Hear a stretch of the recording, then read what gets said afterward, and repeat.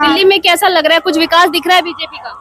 नहीं, दिल्ली में तो यहाँ वहाँ कचरा पड़ा हुआ है और गंदगी कितनी है।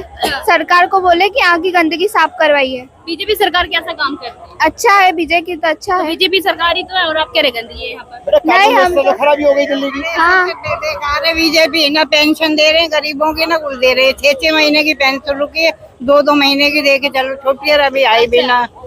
क्या कहना चाहेंगे सर, जो बुलडोजर एक्शन चल रहा है तो दिल्ली में? बेकार आई है, तो रेखा गुप्ता बेकार आई है। आपने वोट दिया था क्या? वोट दिया था?